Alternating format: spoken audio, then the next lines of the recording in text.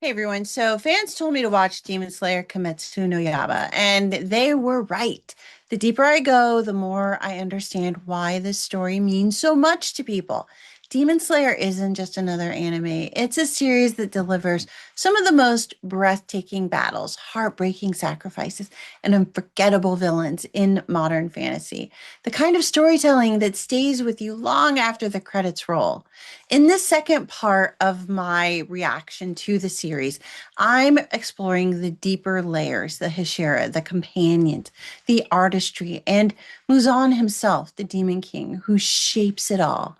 If you missed part one, I covered how the series hooked me from the Infinity Castle film and why it belongs beside legends like Lord of the Rings, Star Wars, and others. So now let's dive into why Demon Slayer feels so unique and why it captures the heart of millions.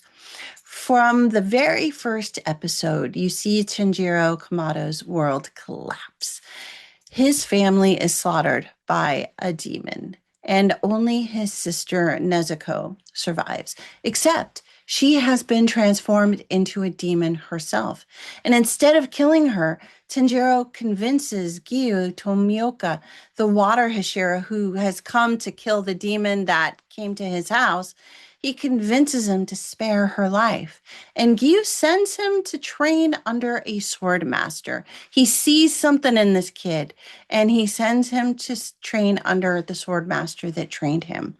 And that basically sets the foundation for Tanjiro's journey. And that single act of mercy also sparks everything that follows.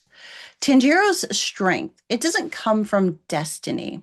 It's earned through discipline. His breathing techniques aren't mystical shortcuts. They're built through the tension in his muscles, the strain in his lungs, and the precision of his training. You hear his inner voice analyzing every mistake, recalibrating, and pressing forward.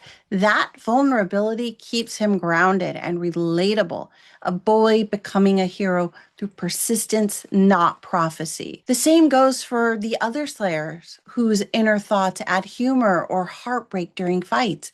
Even when the dialogue feels a little bit melodramatic in its translation, it still deepens our connection with all of them.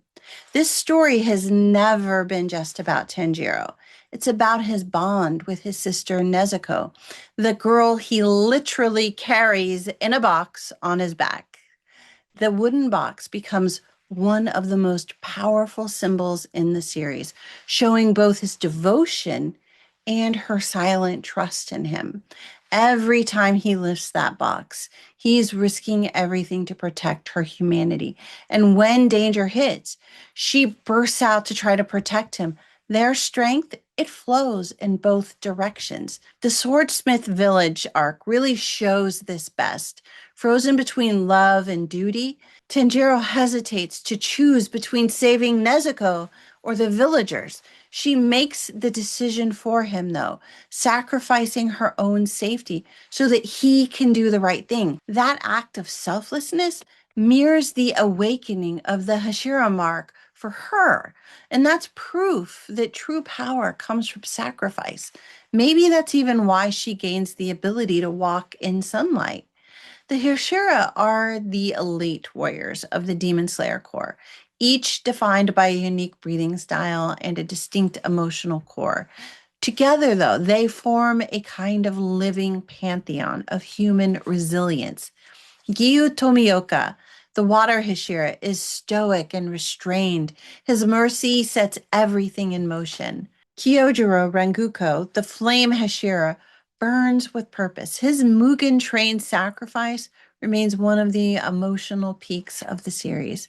Mitsuri Kenroji, the love Hashira, channels strength through compassion. Muichiro Tokito, the mist Hashira, begins detached, but finds meaning through memory and loss and then reconnects with the others. And then there's the others. Tengen Uzui, Gyome Himejima, Sanami Shinazugawa, Obanai Iguro, and Shinobi Kocho add this eccentricity, pain, and brilliance in their own ways.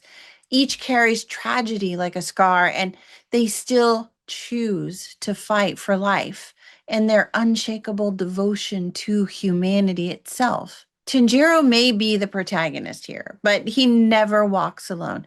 His companions, Zenitsu or Inosuke, bring chaos, humor, and their own kind of weird, unconventional courage, which is just so wonderfully unique. Demon Slayer is about friendship. As much as battle, bonds forged in loss and solidified in shared danger. The show doesn't flinch from heartbreak. Its most painful sacrifices make every victory feel earned. The humor is just as important. The animation shifts wildly during comedic outbursts, exaggerated manga style expressions that punctuate the drama. It feels jarring at first, then kind of addictive. Zenitsu's shrieking panic attacks, they still make me laugh. His fainting spells and his sudden lightning fast brilliance always make me just smile. I enjoy those moments so much. Honestly, because we all know somebody like that, don't we? Then there's Inosuke, the boar mass brawler with zero boundaries and complete inability to remember anyone's name. He's ridiculous and loyal and somehow exactly what the group needs. And together, Zenitsu's fear, Inosuke's feral drive, and Tanjiro's compassion, they create this trio that feels messy and human, but all of it together feels totally authentic at the same time. Their friendship is proof that courage is not the absence of fear. It's finding the ability to fight through your fear. Speaking of friends, if you're still here, you're probably loving this journey as much as I am. So why not give this video a thumbs up and hit subscribe? At the end of this video, I will link to part 1 of my Demon Slayer review and my Infinity Castle reaction so you can continue the full experience. All right, so we cannot talk about Demon Slayer without talking about Muzon Kibutsuji. He is not just the villain, he is the shadow that shapes the story. Early in season 1, Tanjiro encounters Muzan living in the city with a human wife and a child. This smooth criminal is hiding in plain sight and living his best life. The most surprising part is that he doesn't kill Tanjiro. He could have sacrificed his secrecy and destroyed the boy right there on the spot, but he didn't. On some level, I think he recognized that Tanjiro was different. And that made him curious about the boy who had tracked him in the human world, something that no other mortal had done before. Muzan's choice really fascinates me. Why preserve his disguise when he could have just eliminated this boy who tracked him down? Or was this just a massive miscalculation by the Demon Lord? That encounter mirrors the final season 5 when Muzan opens the doors to the Infinity Castle, calling Tanjiro out directly. Does he actually fear Tanjiro? Or is it just another indication of Muzan's overconfidence? That tension between the boy who lost everything and the monster hiding as a man defines the heart of this conflict. And the mark that appears on Tanjiro's forehead and later on the Hashira. It is one of the most profound symbols in the series. At first, it looks like a scar, but it evolves into a sacred emblem of endurance and compassion. Like Harry Potter's lightning scar, it's visual shorthand for transformation, but here it means something totally deeper. The mark doesn't choose you. You earn it through an act of true self-sacrifice. Once it manifests, slayers gain faster healing and sharper focus. Yet the power isn't what matters. The mark itself can't be faked. It's physical evidence of authenticity, of putting someone's life before your own. And that's why Tanjiro's recovery and intuition almost feel preternatural. It shows that he is not only walking the path toward becoming a Hashira, but that he has tapped into a deeper power. It's not because he was chosen, it's because he chooses again and again to put others first.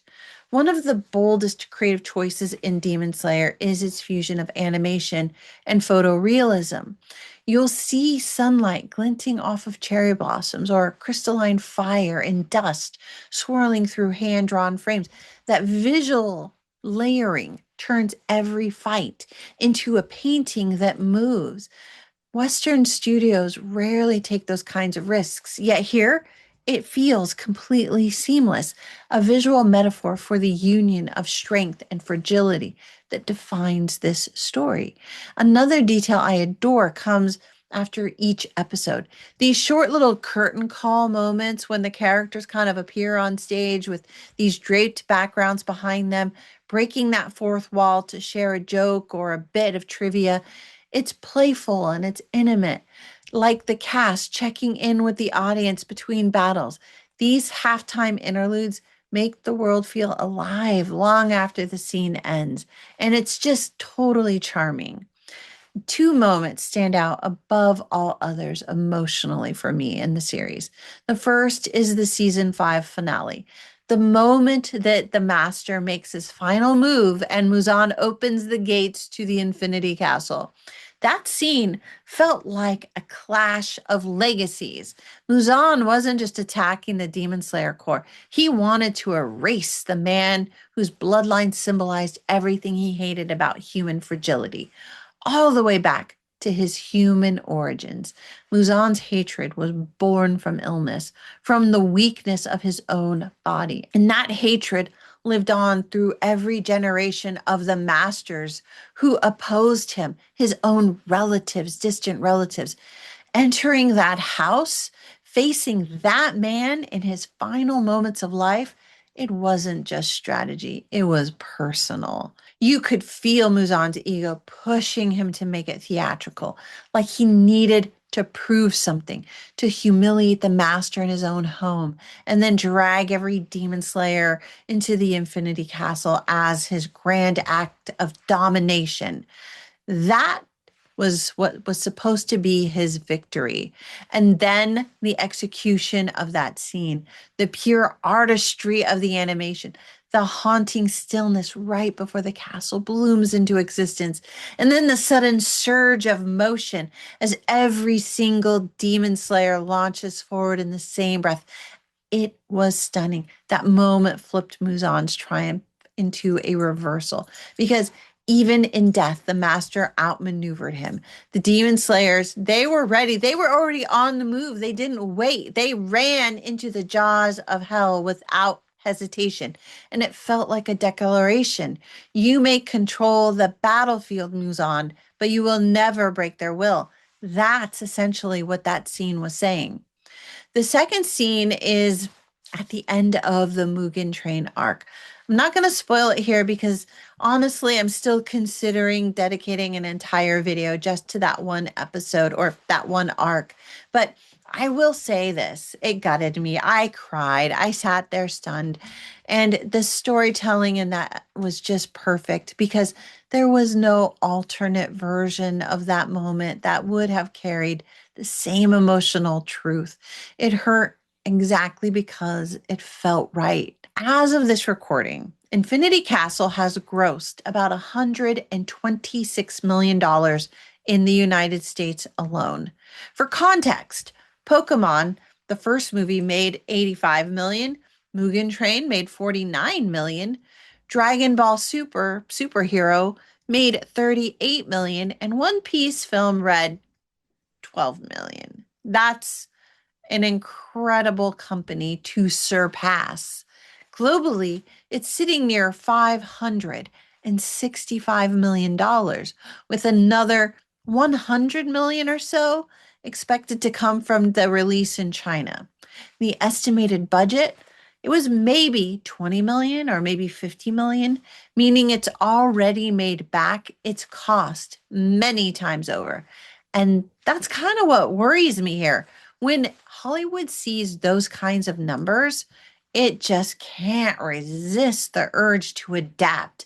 Yet, you know they're going to be thinking about what can we do with a live action version, but that would absolutely strip away the cultural fabric that makes Demon Slayer special. This is a Japanese story steeped in Japanese culture and identity. And if it gets recast and reshaped to fit a Hollywood mold, it will risk losing the very soul of this story that just makes it so special. So, Demon Slayer Kimetsu no Yaiba. Is it worth watching? I gotta say, it's pretty obvious what I think. Yes, absolutely it is. For me, it stands alongside Star Wars and Lord of the Rings and Harry Potter for its world building, its characters, and its layered storytelling. If you are new to anime, this is an incredible place to start. All 5 seasons are currently available on Netflix, making it super easy to binge. You may not watch them as quickly as I did because I watched them real fast, but once you begin, it's honestly kind of hard to stop. For me, Demon Slayer has become more than just a series. It turned me into a super fan. So, yeah, Ufotable and Sony, you and everyone else involved, you did your jobs. You made new fans and you made me one of them. So thank you for that. All right, everybody, stick around after this and please give this video a thumbs up and subscribe for more.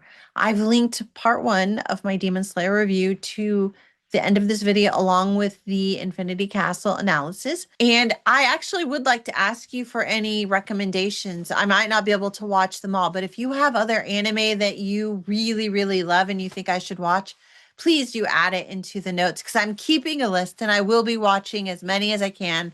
And as often as I can fit them in, I will. So just a reminder that I really do read every single comment and I love hearing from you. I really love talking to you guys about this stuff. Thanks for being here. I'll see you all again soon. And until next time, happy viewing, everybody. Bye for now.